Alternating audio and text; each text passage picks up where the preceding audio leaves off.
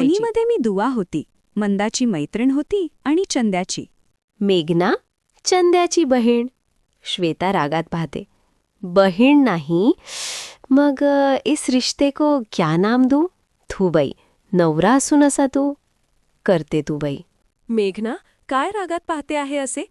तुम्ही तर मला वाटतात असे की माझ्यासारख्या साध्या पक्षाला अटकवण्यासाठी टाकणारे फासे. तुमचेही वागणे बोलणे असे फासे पारधी आहे तुम्ही, जसे टाकत राहते फासे. ताई म्हटली होती तुला तरी घेऊन आली ना तुम्हाला. कशी बहीण आहे ग तू? समजलं कुणाला तर होईल ना तुझी थू थू थू. श्वेता, फासे नाही, फाशीच्या लायकीची आहे तू. किती वेळ राहील मी शांत? पाहते आहे ना तू माझा सहनशक्तीचा अंत. म्हणूनच तर जग म्हणतं की गीधड की मौत आती है तो वो शहर की तरफ भागता है. मेघना रागावली माझी ताई, मोठी आई, कळत नाही ग बाई. बोलत असेल मी काही तर लहान समाज तुझ्यापेक्षा. समाज काय आहेच, एका पिढीचा अंतर. पण सॉरी, घाबरलीये मी ते चंद्याचा तेरी मास्क आहे. तुझं नाव कोणी ऐकलं? तुला नाही सांगितलं वाटतं कोणी.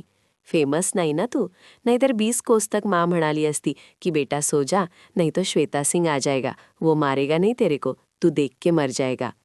तू नको करू माझ्यावर शक, ऐकलंय की मारत नाही विदूषक. तू फसावलं, पण तरी मी तुला हसावलं. मला नाही वाटतं तू जन्म झालेवार हसली असशील. जशी तू आहे पाहून आईबाप हये. हसले नसतील सांग, पुढचं सांग. श्वेता, जन्माच्या वेळेस माहीत नाही, पण तुला पाहून हसू येतं.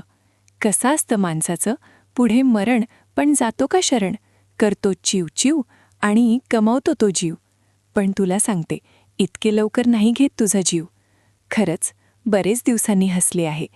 कॉमेडी माझ्यावर करते आहे, पण जाऊ दे, नाही येणार तुझ्या मुलीची आई पुन्हा घरी. पण कहाणी छापली तर पैसे तर येतील घरी.